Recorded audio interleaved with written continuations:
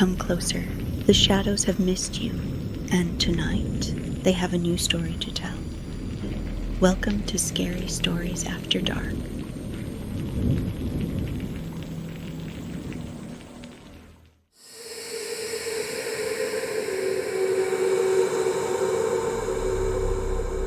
Fog smothered Witch Point Hollow like a burial shroud. The street lamps burned weak halos in the mist, and the town was quiet. Too quiet, the kind of silence that felt sharpened, waiting to cut. Gareth Finch tugged his collar against the cold and cursed the lateness of the hour. His boots clicked along the cobblestone, echoing like hammer strikes in the stillness. That was when he saw it. A coat, black, long, draped neatly across the back of a bench. The fog curled around it like fingers. He stopped, looked left, right. No one. Lucky night. Gareth grinned, teeth yellow in the lamplight. He snatched it up, shaking the damp from the sleeves. Heavy fabric, old but fine. He slid one arm in, then the other. It clung to him like skin. The first whisper tickled his ear. Wear me. Gareth froze, laughter bubbling up to hide the spike of fear. What in hell? Become. He jerked his head, looking around. Empty street. His heart pounded so hard his ribs hurt. Then his reflection, caught in the shop front window, changed. His face stretched, skin split at the corners of his mouth, teeth erupted, jagged as broken needles, fingers splintered, bones cracking as nails hooked into claws. His pupils bled wide, black swallowing white. And behind him, looming in the glass, she stood. Tall, gaunt, rotting skin clinging to cheekbones, button eyes sewn deep into her skull, lips thin and grinning, a crooked needle clamped between them. The Costume Seamstress. Gareth didn't scream. His throat had already torn open into a hiss, animal and raw. He spun away from the glass just as a figure came walking up the fog-choked street, a young woman, tired from her night shift, unaware. The last of Gareth's humanity vanished, his body bent wrong, ribcage cracking outward. The coat had stitched itself into his flesh, pulling him into the shape of his oldest fear. And in the mist, Witch Point Hollow woke to its first scream. Melanie O'Rourke shoved the cracked diner mug across the table. Drink it, Evelyn. It tastes like dirt and battery acid, but it's the only thing keeping me alive. Evelyn Park pushed her glasses up her nose and squinted at the sludge. It looks like tar scraped from the bottom of a ship. I'll pass. Coward, Melanie muttered, black lipstick curling into a smirk. Across from them, Kiera Vale already had her notebook open, pen tapping against the page. Not college notes, not sketches. Her scrawl read, "The seamstress, sightings, theories, stitch patterns." Melanie rolled her eyes. We've been home, 6 hours? And you're already back on your cryptid soapbox. Kiera didn't look up. Urban legend, not cryptid. And she's not a soapbox. She's history. Witch Point Hollow has kept her alive for a century. Evelyn snorted. Kept her alive? She's an old Halloween tale to scare kids into staying indoors. Yeah, Melanie said, flicking sugar packets at them. And you're the one who screamed during Coraline. Don't even start. Evelyn flushed red, hiding behind her hair. That button eye thing is creepy, okay? Sue me." The three of them dissolved into laughter, the kind that turned heads from the booths nearby. It had been like this since high school, sarcasm as their love language, jokes stitched tight around the core of something unshakable. They'd gone off to college, scattered across cities, but coming home meant slipping back into rhythm. The foggy town, the diner coffee, the endless banter that made even Witch Point Hollow feel alive. Kiera finally glanced up, eyes dark but burning with excitement. "You don't get it. Every October the stories spike, and this year feels different. I can feel it." Melanie leaned back, boots up on the bench. "Sure, and maybe the seamstress will buy us the next round of pancakes." Evelyn laughed, but outside the diner window, the fog pressed close against the glass, thicker than it had been the night before. And somewhere deep in that fog, a scream still echoed. The scream carried. Not everyone heard it. Witch Point Hollow was a town of closed curtains and early nights, but a handful of insomniacs caught it. The milkman, a couple stumbling home from the pub, a kid sneaking cigarettes behind the church. A scream that didn't sound like human lungs could have made it. By morning, the fog hadn't lifted. It clung to the streets, thick as wool. The diner felt smaller, quieter as Melanie, Evelyn, and Kiera filed out with to-go cups steaming in their hands. "Town feels like a morgue," Melanie muttered, boots crunching gravel. "It always feels like a morgue," Evelyn said, "just with more coffee shops." Kiera slowed. She was staring at the telephone pole by the corner. Something hung from it. A coat, black, torn but deliberate. The stitching ran jagged, black thread thick as rope. At the collar, a crooked button gleamed dull in the gray light. "Souvenir?" Melanie asked, trying to mask the shiver in her voice. A man shuffled by, stooped and pale, coughing into his sleeve. He stopped at the pole, stared at the coat, his lips curved into a greedy smile. "No," Kiera whispered. But the man was already tugging it down. He slipped his arms into the sleeves. The three of them stood frozen. At first, nothing. Then, his spine cracked, bending him backward. Fingers twisted like knotted wire, his jaw unhinged, teeth slicing sharp and long. His eyes rolled black. The man shrieked as his skin tore like cloth, splitting at the seams. The coat melted into him, becoming flesh. Evelyn dropped her coffee. The cup hit the pavement and burst, steaming puddle mixing with blood. The creature turned. It saw them. And it leapt.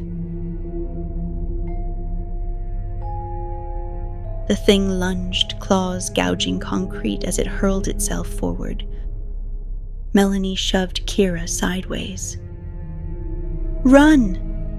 They bolted down Main Street, shoes slapping the wet pavement, fog closing around them like a noose.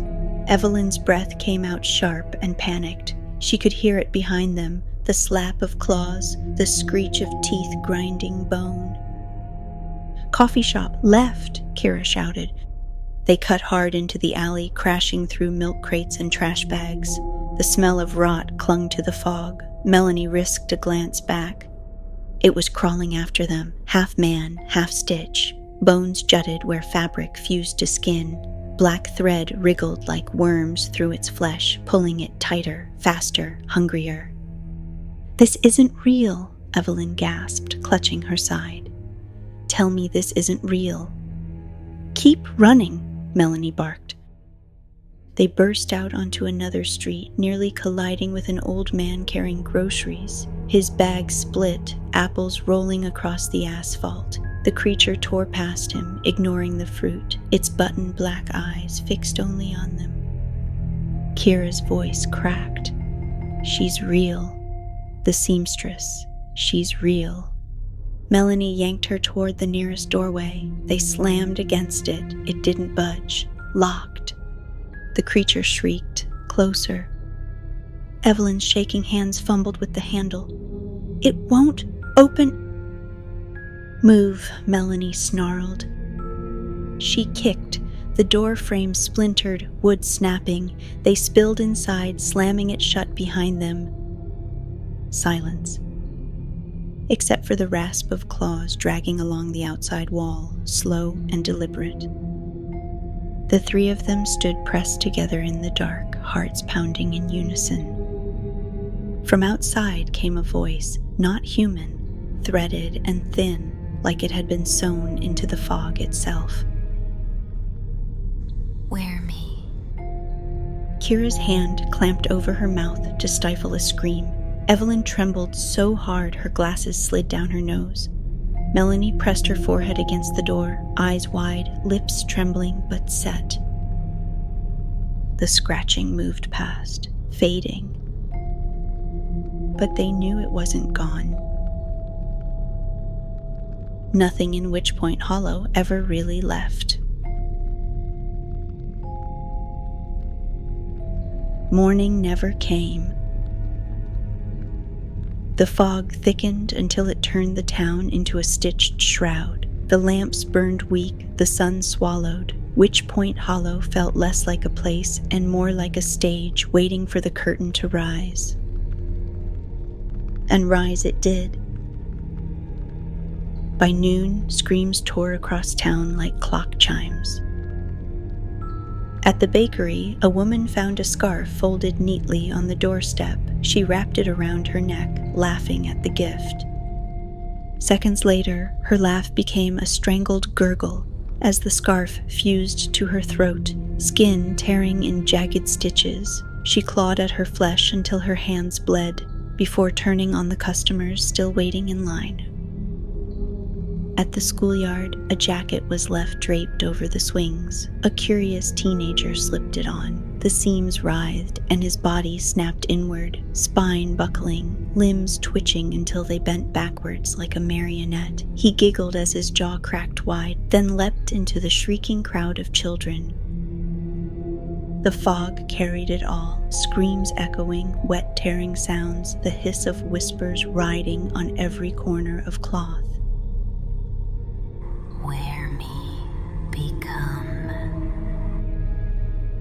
From the diner window, Melanie, Evelyn, and Kiera watched in horror. The streets writhed with chaos. People bolted past, chased by half-formed creatures, stitched shadows of their own fears.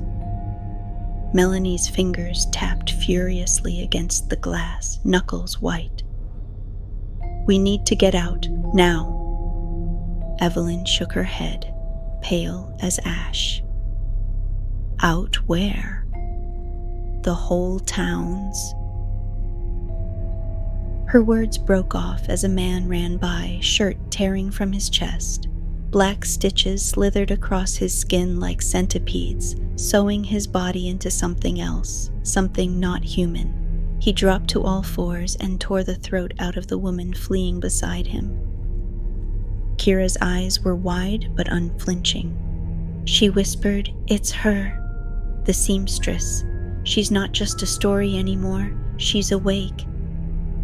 And as if to answer, every streetlight flickered. For a second, in the fog, they all saw her, tall, thin, button eyes glinting, a black needle glimmering between her teeth. Watching. Smiling. The lights snapped out. The town screamed louder. The streets had turned feral.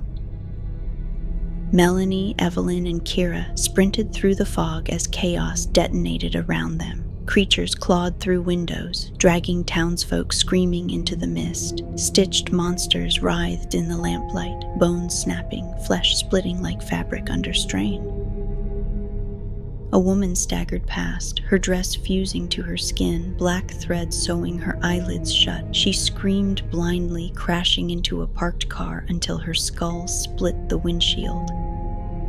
"Don't look, just run!" Melanie shouted, yanking Evelyn forward. They tore across the square, shoes splashing through bloodied puddles. A half-dozen monsters prowled the fountain, one with claws for fingers, one that looked like a man until his chest split open, ribs snapping outward like spider legs. Kiera grabbed Melanie's arm. Left, cut through the library. They bolted inside. Books lay scattered, pages fluttering like feathers in the draft. The air smelled of dust and rot. Somewhere deeper, a whisper threaded through the silence.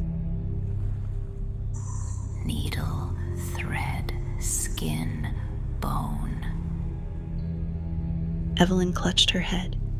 She's here. She's in here. A shape unfurled in the stacks, long, skeletal, a dress black as tar. Her gaunt frame bent low, moving with a spider's grace. Button eyes caught the dim light and burned like pits. The seamstress stepped into view. Her grin stretched impossibly wide, jagged teeth glistening. She raised her needle, 3 inches long, hooked and dripping. The girls froze, hearts stopped. Then she moved. Fast. Shelves exploded around them as they scattered. Melanie shoved Evelyn under a desk. Kiera dove behind a pillar, notebook clutched to her chest like armor. The seamstress's clawed fingers raked across the desk, splinters showering Evelyn's hair. "Run!" Kiera screamed. They bolted again, crashing through the back exit into the alley, lungs tearing with each breath. Behind them came the rasp of fabric, the hiss of laughter, the scrape of the needle on stone. She wasn't chasing them like prey, she was hurting them. Stitching their fear into her story. The alley spat them out into the square again, fog thicker, screams sharper. The seamstress's laughter threaded through the mist like it had been sewn into the night itself. Melanie skidded to a halt. "We can't outrun her forever." As if to answer, 3 figures emerged from the haze. Once human, now nothing but stitched flesh. A woman whose arms had been sewn shut at the elbows, forcing her hands into jagged stumps. A man whose mouth had split ear to ear, sewn into a permanent grin. A child whose face was nothing but buttons. They shrieked as one and charged. Evelyn stumbled back, terror cracking her voice. "We're dead. We're so dead." "Shut up!" Melanie grabbed a fallen metal pipe from the ground. "Not if we fight." The first monster lunged. Melanie swung with everything she had. The pipe smashed into its skull with a sickening crack. It staggered but didn't fall. Black thread wriggled, pulling the fracture closed like a zipper. "Keep hitting!" she screamed. Kiera tore a brick from the pavement, slamming it into the stitched child's head. The body collapsed, twitching. Black buttons rolled across the stones, clicking in the fog. Evelyn stood frozen, trembling. Then a claw swiped for her throat. Instinct finally snapped. She grabbed a broken glass bottle from the gutter and rammed it into the thing's neck. Dark fluid hissed like ink as it toppled. For a moment, silence. Then the seamstress's whisper, lilting like a lullaby. Blood on thread, fear on bone, tear the skin, make them my own. They spun. She stood at the far edge of the square, tall and grinning, her needle gleaming like a blade. Every monster they'd felled twitched. Threads pulled taut, sewing the bodies back together. Melanie's stomach turned. She's not letting them stay dead. Kiera's hands shook, but her voice was steady. "Then we don't fight them, we fight her." The seamstress tilted her head, button eyes glinting, her grin split wider, needle lifting like she was ready to sew the whole town into one corpse. And then she moved. The seamstress drove them like cattle. Every step through Witchpoint Hollow's ruins stitched a path toward the woods where the manor waited. The town behind them was unrecognizable, streets littered with torn bodies, fog dripping like fabric unraveling, survivors shrieking as more and more stitched clothes clung to them, twisting them into monsters mid-scream. The whole place was her stage, and the girls were being pushed toward the finale. The manor loomed in the fog, black windows glowing faint as dying eyes, its roofline crooked, sagging like it had been stitched together from other houses. Curtains writhed at the windows, seams bulging. "Tell me we're not going in there," Evelyn whispered, voice shaking. "We don't have a choice," Melanie spat, pipe-clenched white knuckle. "We end her, or she ends everything." Kiera's face was pale but burning. "I've waited my whole life to see this place. Never like this." The front doors groaned as they pushed through. Inside, the air reeked of dust and iron. Mannequins lined the foyer, faceless, dressed in stitched horrors, gowns with rib cages sewn in, suits with clawed hands dangling at the cuffs, masks stretched from real skin. The mannequins turned, heads swiveling in unison. Melanie swung the pipe, the first shattered, spilling sawdust and blood. The others lurched forward.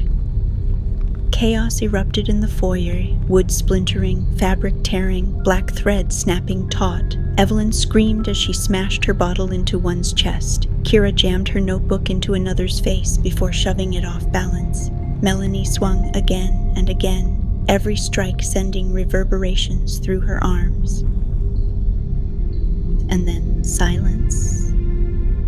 From the grand staircase, she descended. The seamstress. Tall, rotting skin stretched taut, needle glinting between her teeth, her dress dragged like a funeral shroud, hems wet with blood, her button eyes locked on them, unblinking. "My dolls," she whispered.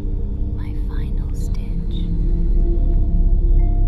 She moved fast, needle flashing, claws outstretched. The girls braced themselves, knowing this was it.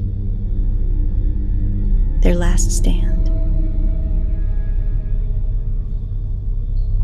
The manor howled. Wind shrieked through broken windows, rattling the mannequins like bones in cages. The seamstress lunged, black dress billowing, needle glinting. Melanie swung her pipe. The seamstress caught it midair, claws snapping it in half like a twig. She slashed forward, needle grazing Melanie's cheek, slicing a burning line of blood. "Mel!" Evelyn screamed, hurling the glass bottle. It shattered against the seamstress's face. She didn't flinch. Black thread wriggled from the cut, sewing it closed in seconds. Her grin never faltered. Tear, sow, bleed, grow. Kiera scrambled for a fallen mannequin's arm and drove it into the seamstress's side. For the first time, the monster hissed, threads snapping under the blow, but the wound pulled itself together before their eyes. "She can't die," Evelyn sobbed. "Then we hurt her anyway," Melanie roared. They fought like animals, pipe shards, bricks, fists pounding until their knuckles split. The seamstress moved with inhuman grace, every strike almost playful, like she was stitching their struggle into her story. She slammed Evelyn into the wall, claws ripping her shirt. Black stitches crawled across Evelyn's skin, trying to burrow. Evelyn shrieked, clawing them away. Kiera leapt, slamming her notebook into the seamstress's button eyes. Pages tore, scattering like snow. For a moment the seamstress staggered, blinded. Melanie swung the broken pipe into her jaw, bone cracked, teeth flying like needles. The seamstress screamed. The walls shook, curtains writhed like living things. The mannequins collapsed, spilling blood across the floorboards. The girls tore free, scrambling toward the door. The seamstress rose behind them, face ruined, body stitched and twitching. Her voice slithered through the manor, stitched into the walls. You'll never leave. You're already mine. They burst into the fog-drenched night, lungs burning. The manor loomed behind, its windows glowing like stitched eyes, her silhouette standing tall in the attic window, watching, smiling. Witch Point Hollow lay in ruins, streets littered with corpses, survivors broken, mad, or turning. The three of them clutched each other in the fog, trembling but alive. Melanie spat blood. "We made it." Evelyn's voice cracked. "For now." Kiera looked back at the manor. Her hands shook, but her eyes never left that black silhouette framed by firelight. "She can't be killed," she whispered. "She'll keep sewing, and one day she'll come for us again." The fog thickened, rolling across the town like fabric pulled taut. And in the attic window, the seamstress lifted her needle, gleaming wet, smiling. Always smiling.